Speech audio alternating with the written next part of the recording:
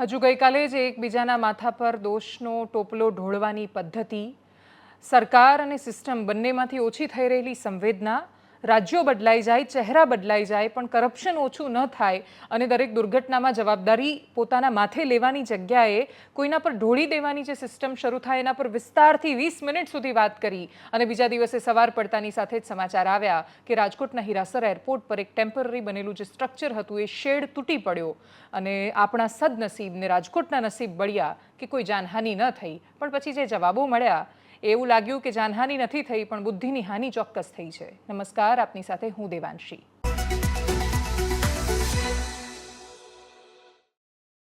રાજકોટનું Hirasar airport જ્યારથી બન્યું ત્યારથી વિવાદોમાં આવ્યું છે.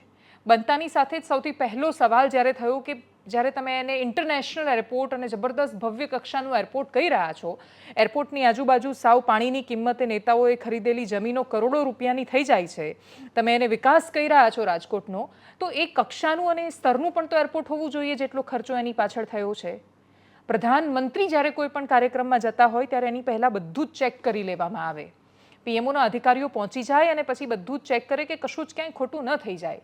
રાજકોટ એરપોર્ટના ઉદ્ઘાટન વખતે એ પ્રશ્ન થયો કે એવી કઈ ઉતાવળ હતી ચૂંટણી સિવાયની કે જ્યાં આટલી બધી ઝડપે લોકાર્પણ તો કરી દેવામાં આવ્યું પણ પાયાની બેઝિક સુવિધાઓ આપવાનું ભૂલાઈ ગયું.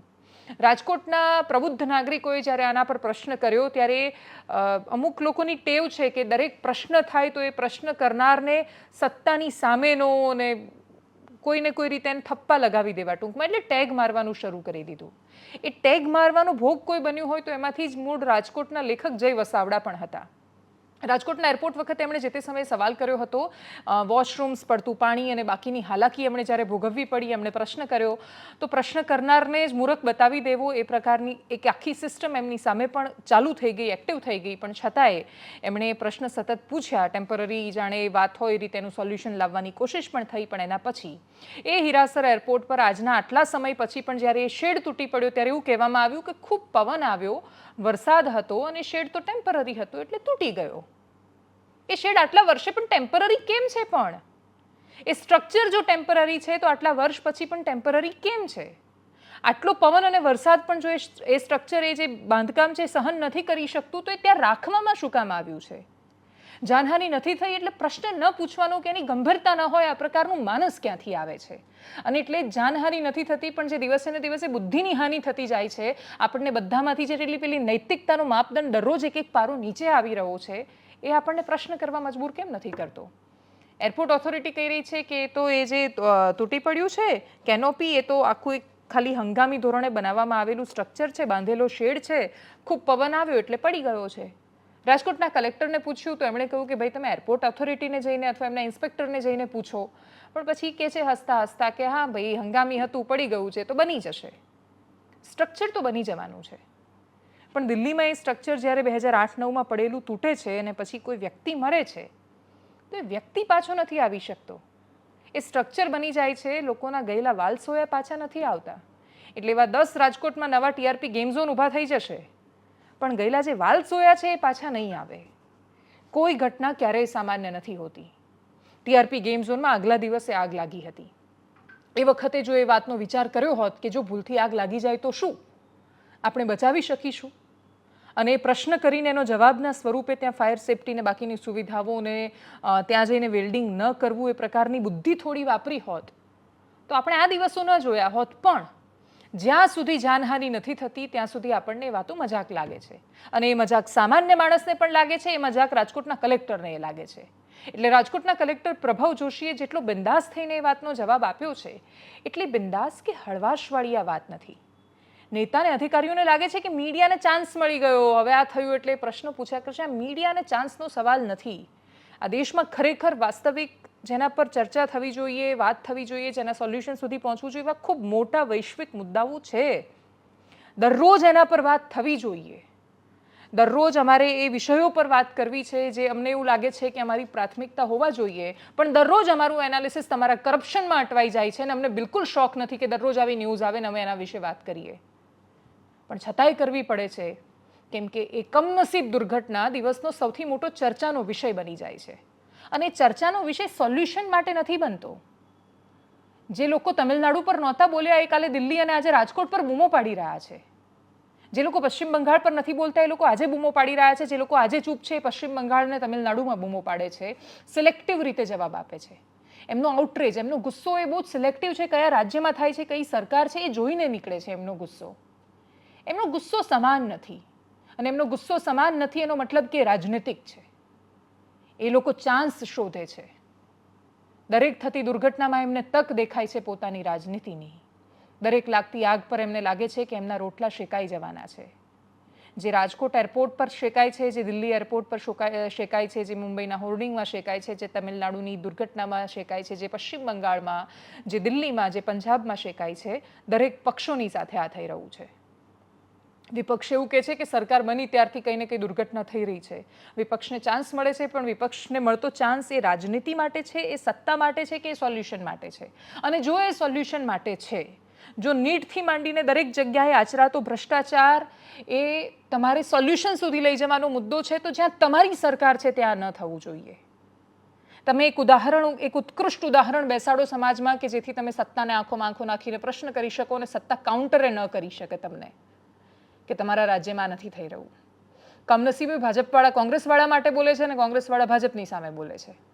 એકબીજાની સામે બોલવામાં દરરોજ જે કચડાય છે વચ્ચે એ સામાન્ય માણસ છે, અને એ બે હિસ્સાઓમાં વહેંચાઈ રહ્યો છે. એટલી હદે વહેંચાઈ રહ્યો છે કે રાજકોટ દુર્ઘટનામાં એટલે નહીં બોલે કેમ કે એ ભારતીય જનતા પાર્ટીનો ચાહક, પ્રેમી, વોટર અથવા જે પણ છે, અને કોઈક એવું પણ છે કે જે ખાલી એના માટે જ બોલશે રાજકોટ પર, પણ બીજી દુર્ઘટના પર નહીં બોલે કેમ કે એની સામે છે. આ સામે કે સાથે રહેવાનું નહીં, આ દેશ માટે બોલવાનો સમય છે. દરેક રાજ્યમાં કોણ કોની સરકાર છે ચિંતા કર્યા વગર બોલવાનો સમય છે. તમે રિએક્શન સાંભળો. એરપોર્ટ ઓથોરિટીના જે અધિકારી છે એમનો અમે સંપર્ક કર્યો ત્યારે વાત નથી થઈ શકી, પણ બાકીના મીડિયા સાથે એમણે જ્યારે વાત કરી ત્યારે એમનું રિએક્શન પણ ત્યાંથી સામે આવ્યું છે. રાજકોટના કલેક્ટર પ્રભવ જોશીએ પણ હસતા કહી દીધું છે કે ભાઈ હંગામી શેડ હતો, નવો છે, બની જવાનો છે, નવો બની જશે નવો, એમાં તો ક્યાં કોઈ ના છે. એટલે એમને સાંભળીએ, કલેક્ટરની ખૂબ ગંભીર પ્રતિક્રિયાને સાંભળીએ. નાનું એનું હંગામી શેડ છે એ પડી ગયું છે, થઈ જશે. ઓલાને પૂછો એરપોર્ટ ડાયરેક્ટરને મારે એક વખત વાત તો કરવા દો. હાલમાં જ સમાચાર આવ્યા છે કે રાજકોટ એરપોર્ટ પરનો કેટલોક હિસ્સો એ તકલાદી અને નિમ્ન કક્ષાનું કામ કરવાના કારણે પડી ભાગ્યો. ભારતીય જનતા પાર્ટીના ભ્રષ્ટ નેતાઓ અને એમના ચહીતા અધિકારીઓની મિલી ભગતના કારણે જ અગ્નિકાંડથી લઈને રાજકોટ એરપોર્ટના હિસ્સો તૂટી જવો આવી ઘટનાઓ બની રહી છે. રામનું નામ લઈ ભોળી જનતાને ધર્મની રાજનીતિના નામે છેતરી કરોડો અરબો રૂપિયાનો કૌભાંડ અને ભ્રષ્ટાચાર આદર્યો છે, અને એનું પરિણામ આજે ગુજરાતની જનતા ભોગવી રહી છે. આશા રાખું કે મૃદુ મુખ્યમંત્રી મૃદુ ન બની રહેતા આ ભ્રષ્ટાચારીઓની સામે મક્કમ બને અને અગ્નિકાંડ અને રાજકોટ એરપોર્ટ પરની આવી ઘટનાઓ કોઈ દિવસ ન બને એ કેન્દ્રમાં બેઠેલી ભાજપ સરકાર અને ગુજરાતમાં બેઠેલી ભાજપ સરકાર સુનિશ્ચિત કરે. નહીં તો તમારા ભ્રષ્ટાચારના પાપના કારણે ગુજરાત અને દેશની જનતાએ ભોગવવું પડી રહ્યું છે. राजकोट एयरपोर्ट पर बनी हुई एयरपोर्ट के बाहर की कैनोपी चंदवा छत आज गिर गई. 11 महीने भी नहीं हुए हैं. देश के प्रधानमंत्री जी खुद आके इसका इनोग्रेशन करके गए थे. भाई मुक्त भ्रष्टाचार हो रहा है, इसका ये नमूना है. अगर 11 महीने में कैनोपी गिर जाती है ये तो अच्छा हुआ कि उस वक्त पे उसके नीचे कोई नहीं था, वरना किसी इंसान की जान चली जाती. जिम्मेवार कौन इसके लिए? ये भ्रष्टाचार हो रहा है और भाई मुक्त भ्रष्टाचार हो रहा है. इसके नतीजे है कुछ ही वक्त पहले एक बहुत बड़ा ब्रिज करोड़ों रुपए खर्चे के साथ गुजरात के पालनपुर में बना था. अभी उसको खोला भी नहीं गया था, काम पूर्ण हुआ था और धड़ाम से वो ब्रिज गिर गया और नीचे जो गरीब लोग निकल रहे थे वहां से वो मर गए. मैं अनुरोध करता हूं कि भारतीय जनता पार्टी अपने आप में इसका संज्ञान ले. मोदी जी खुद भी भ्रष्टाचार विहीनता की बात करते हैं, पर जिस तरह से भ्रष्टाचार चल रहा है उसी के ये सारे नमूने हैं.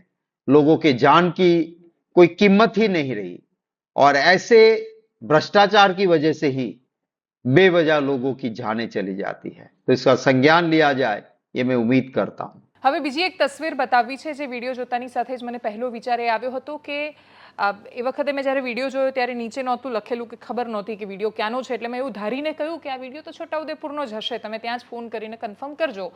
અને ખરેખર જ્યારે કેપ્શન સાથેનો એ વિડીયો વાંચ્યો બીજા એક સમાચાર માધ્યમમાં, ત્યારે ખબર પડી કે એ તો છોટાઉદેપુરનો જ હતો. એ જગ્યા, એ સ્થળ, એ ગામથી પણ હું પરિચિત છું.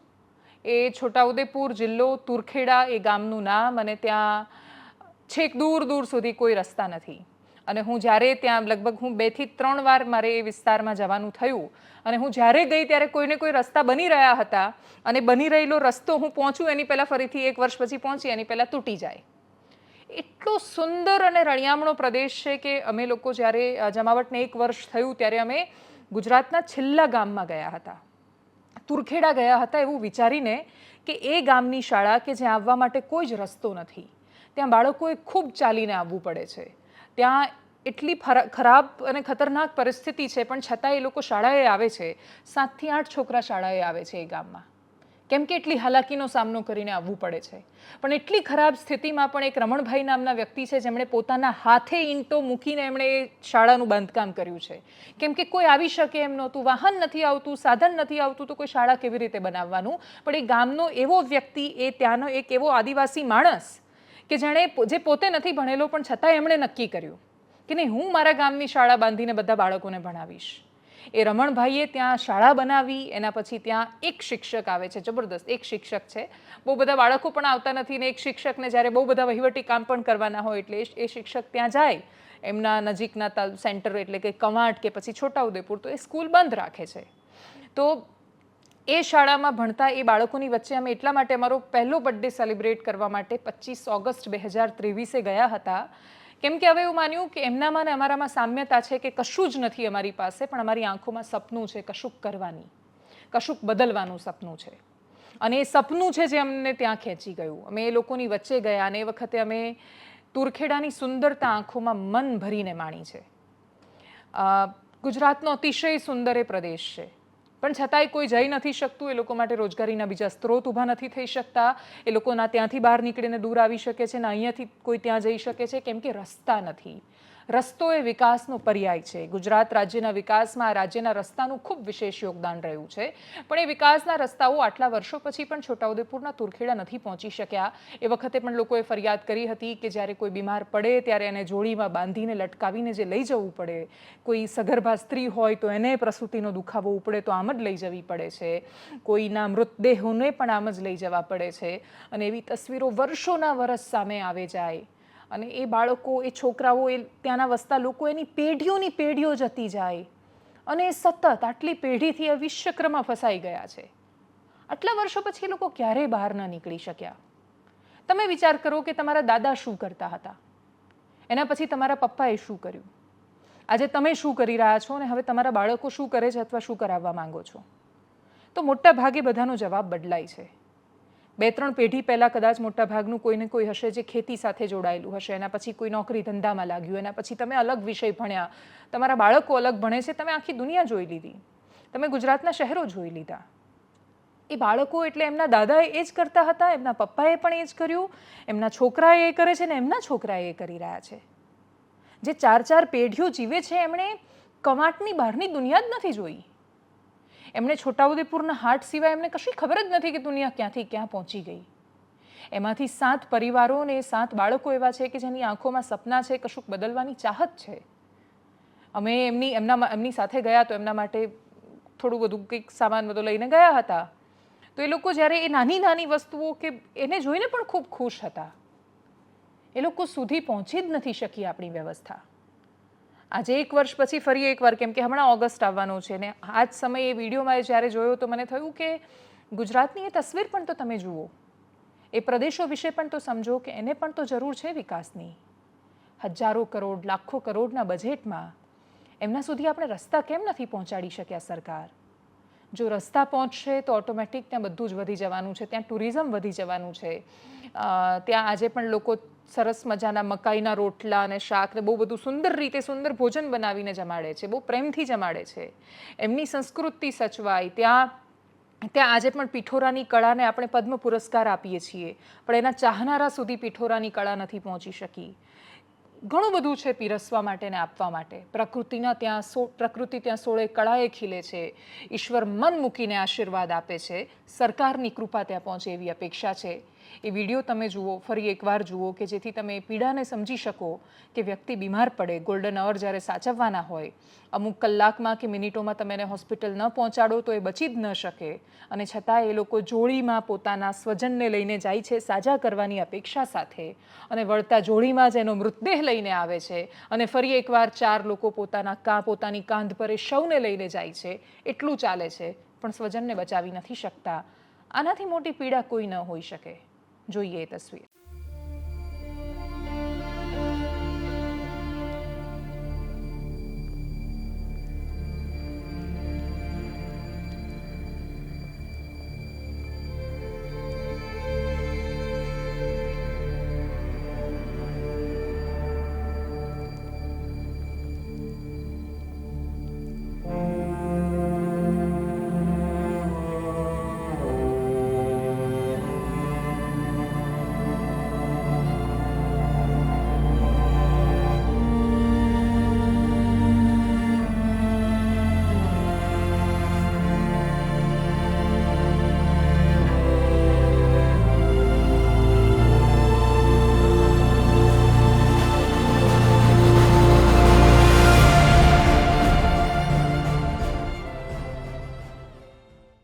અને છેલ્લી વાત એક વાંચેલા પ્રાઇવેટ ઇકોનોમિક સર્વેની કરવી છે. 2017માં આર્થિક સર્વેક્ષણ જ્યારે ભારત સરકારનું આવ્યું, સૌથી મોટો પ્રશ્ન અને ચિંતા જેની આજુબાજુ વ્યક્ત કરાઈ હતી માઇગ્રેશન અને એમાં ચોક્કસ રાજ્યમાંથી, એટલે જેની આવક વધારે છે એવા રાજ્યમાં ઓછી આવકવાળા રાજ્યોમાંથી માઇગ્રેશન થાય છે.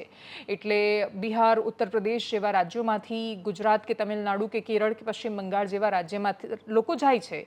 એનું કારણ કે બિહારની પાસે ખાસા બધા લોકો છે કામ કરવાવાળા, ખૂબ સક્ષમ છે, સશક્ત છે, પણ ત્યાં રોજગારીની તક નથી અને જે મળે છે એ પણ સતત નથી મળતી. એટલા માટે એ લોકો ખૂબ દૂર સુધી જાય છે.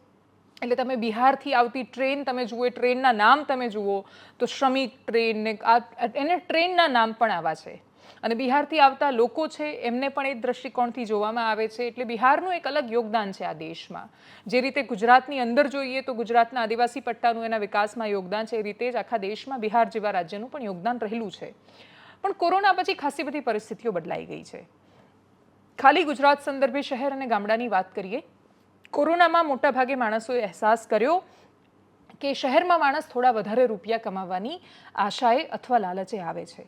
એને જ્યારે ગામડામાં રોજગારી કે ખેતીમાં કશો ફાયદો નથી દેખાતો ત્યારે માણસો ગામડું છોડીને શહેરમાં આવવા માંડ્યા. પણ કોરોનાએ બધાના જીવન પર એક મોટી બ્રેક લાગી દીધી.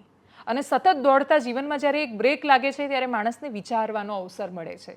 અને કોરોનાનું જે 1 વર્ષ હતું એની અંદર માણસને એ વિચારવાનો અવસર મળ્યો. અને એટલે તમે જ્યારે કેસ જોશો તો તમને સમજાશે કે ગામડામાં જમીનની તકરાર અને જમીનના કેસ પણ ખૂબ વધ્યા. કેમ કે જે લોકો વર્ષો સુધી ગામડે નહોતા ગયા, એ લોકો જ્યારે ગામડે ગયા ત્યારે એમને ખબર પડી કે એમની જમીન બીજું કોઈ વાવી રહ્યું છે. એ વચ્ચેના સંઘર્ષોને બધું શરૂ થયું. પણ હવે ધીરે ધીરે ગામડામાં એ બધી જ સુવિધાઓ પહોંચી રહી છે જે પહેલાં માત્ર શહેરો સુધી સીમિત હતી. એટલે ગામડામાંથી શહેરમાં આવવાનું કારણ માત્ર રોજગારી નથી હોતું, એક અલગ પ્રકારની લાઈફસ્ટાઈલ જે આજકાલ બહુ જ બધા લોકોને અપેક્ષા પણ થઈ ગઈ છે. ગામડામાં મળતી જે સુવિધાઓ છે બહુ જ સીમિત હતી, એની સામે હવે શહેરમાં જ મળતી સુવિધાઓ ગામડાઓ સુધી પહોંચી છે. ગામડાની આજુબાજુના નાના સેન્ટરમાં પણ મોલ અને મલ્ટીપ્લેક્સ પહોંચી રહ્યા છે. પિઝા ખાવા તમારે હવે અમદાવાદ જ નથી આવવું પડતું, તમને બાજુના સેન્ટર પર પણ મળે છે. દરેક ગામની બહાર ચાઇનીઝની લારી તમને ઊભેલી જોવા મળે છે. એટલે ખાવા પીવાની વાત હોય એટલે ટૂંકમાં બદીઓ હોય એ પણ શહેરની ગામડાઓમાં બહુ જલ્દી પહોંચી જતી હોય છે. તો એ બધી બાજુથી ગામડું છે બધું એને મળવા માંડ્યું છે. અને મળતા ગામડાના લોકોને પણ અહેસાસ થયો છે કે તમે શહેરમાં જઈને અચાનક ફસાઈ જાઓ છો એના કરતાં તમે ગામડામાં રહીને પણ જીવી શકો છો. રોજગારની નવી તકો અને નવી સંભાવનાઓ શરૂ થતાં રિવર્સ માઇગ્રેશન પણ એક પ્રશ્ન બન્યો. પણ એનાથી પણ મોટું આગળ જતાં હજી એ રિવર્સ માઇગ્રેશન પૂરું શરૂ નથી થયું, આવનારા સમયમાં એ થશે એવું જોવામાં આવી રહ્યું છે. પણ સૌથી મોટો પ્રશ્ન સામાજિક સ્તર પર ન આવેલો બદલાવ છે. એટલે ગામડામાં લોકો પોતાનું વીઘા કે એકરમાં જમીનો વેચીને પછી અહીંયા સ્ક્વેર ફીટમાં ફ્લેટ ખરીદીને પોતાની જાતને સમૃદ્ધ બતાવે છે. એટલે શહેરમાં એક ફ્લેટ ખરીદવા માટે માણસ ગામડાના ખેતરો વેચી રહ્યો છે. પણ એનાથી પણ મોટી જે પેટર્ન બિલ્ડર પાસેથી જાણવા મળી, અને તમે શહેરમાં જો ઓબ્ઝર્વ કરશો તો અમદાવાદ જેવા શહેરમાં જો તમે અમદાવાદના પશ્ચિમ વિસ્તારમાં 1.5 કે 2 BHK ફ્લેટ શોધવા જાઓ છો તો એ તેમને મળતા જ નથી. એટલે 50 લાખના ફ્લેટ બિલ્ડરે વેચવા હોય તો એમને અઘરા પડે છે, પણ એ જ ફ્લેટની કિંમત જો 2 થી 3 કરોડ હોય તો એ તરત વેચાઈ જાય છે. એનું સૌથી મોટું કારણ એ છે કે 2 થી 3 કરોડ રૂપિયા ઇન્વેસ્ટ કરવાવાળા લોકો વધારે છે, પણ પાયાની જરૂરિયાત જેનું ઘર છે એ 50 લાખમાં લઈ શકે એવા લોકો નથી. જેની પાસે 50 લાખ નથી, જે લોનથી પણ 50 લાખનું ઘર નથી લઈ શકે એવા લોકોની સંખ્યા ખૂબ વધારે છે. અને જેની પાસે 5 કરોડ હોય ને આરામથી ઘર ખરીદી શકે એવા લોકો એ ખાસા વધારે છે. આર્થિક અસમાનતા એટલી હદે વધી રહી છે કે આપણી પાસે ભવિષ્યમાં એ જવાબ નથી કે એક વ્યક્તિની પાસે 5 ઘર છે, પણ એવા 500 માણસ છે જેની પાસે રહેવા માટે છત પણ નથી. આ પ્રશ્નો વધારે ને વધારે ગૂંચવાતા જાય છે. જેટલા નવા આર્થિક સર્વેક્ષણ આવતા જાય છે બધામાં એની એ જ વાતો પર નજર જાય છે. દરેક વખતે જ્યારે આંકડાઓ વાંચીએ, અખબારોમાં અહેવાલ વાંચીએ તો પ્રશ્ન આવીને દરેક વખતે ઊભો રહે છે કે સર્વે એવું કહી રહ્યા છે કે 1.5 અને 2 BHK ઘર ગાયબ થઈ ગયા. સામાન્ય માણસ માટે ઘરનું ઘર લેવું એ સપનું થઈ ગયું, એ સપનું એનાથી દૂર થતું જાય છે. તો કેવી રીતે 5-5 કરોડના ફ્લેટની સ્કીમ બહુ સરળતાથી વેચાઈ જાય છે? એટલે ઘરના પાયા પણ ન નખાયા હોય કન્સ્ટ્રક્શનના ત્યાં સુધીમાં બધું સેલ થઈ જાય છે, વેચાઈ જાય છે. અને બધું વેચાઈ જાય છે તો બિલ્ડર પણ હવે 1.5 કે 2 BHKના ફ્લેટ બનાવતા નથી. આ બધું બતાવે છે એ આવનારા સમયમાં આપણા પર તોળાતું સંકટ બતાવે છે. આર્થિક અસમાનતા જ્યારે જ્યારે વધે છે ત્યારે ક્ષણિક થોડાક વર્ષો માટે આપણને દુનિયા બહુ સારી લાગે છે. મોલનું કલ્ચર, બધું જ ફટાફટ વેચાઈ જવું, પૈસાનું ફરતું રહેવું, લોન પર બધું જ મળવું અને આપણું તરત ખરીદવું, એ બધું જ આપણને ટેમ્પરરી સારું લાગે છે. જો EMI કે લોન જેવી વ્યવસ્થા ન હોત તો આટલા બધા ઘરમાં એસી ન હોત. જો લોન કે EMI ન હોત તો મોટા મોટા ટીવી પણ ન હોત કે તરત માણસ ફ્રીજ પણ ન લઈ લેતો. આજે દરેક ઘરમાં એસી, ટીવી, ફ્રીજ એ પાયાની જરૂરિયાતની જેમ છે. એના હપ્તા પણ એ ભરી કાઢે છે, પણ એના પછી પોતાનું ઘર લેવા માટે એની પાસે હપ્તો ભરી શકે એવી સંભાવના રહેતી નથી. અને એટલે જ આર્થિક અસમાનતાના વિષચક્રમાંથી બહાર નીકળવા માટે કોઈ ચોક્કસ નિષ્કર્ષ હું આ જ્યારે સમાચાર કહી રહી છું તો પણ મારી પાસે ના એ નિષ્કર્ષ છે ના એનો જવાબ છે, પણ છતાં એ આર્થિક સર્વેક્ષણ મને થયું કે તમારા સુધી એટલે પહોંચાડું કે જો તમારી પાસે ગામડામાં ખેતરને જમીન છે તો તમે વૈભવી છો અને સમૃદ્ધ જ છો. તમે એવું માનશો કે જો તમે અમદાવાદમાં ફ્લેટ નથી લઈ શકતા તો અમદાવાદમાં ઘર લેવું જ જોઈએ, એની ના નથી જો તમારે અહીંયા રહેવાનું છે તો. પણ ગામડાનું ખેતર વેચીને શહેરમાં ફ્લેટ લઈને જો પોતાની જાતને સમૃદ્ધ માનતા હોવ તો 10 વર્ષ પછી કે 15, 20, 50 વર્ષ પછી તમારા એ સપનાને ઝટકો લાગશે, કેમ કે તમારી જે પેઢી માટે તમે એ ઘર બનાવીને જઈ રહ્યા છો એને ગામડાનું એ ખેતર વાલું લાગશે. એનાલિસિસમાં અત્યારે બસ આટલું જ. જો આપ અમને યુટ્યુબ પર જોઈ રહ્યા છો તો સબસ્ક્રાઇબ કરો, ફેસબુક પર જોઈ રહ્યા છો તો ફોલો કરો, અમારા વિડીયોને શેર કરો. નમસ્કાર.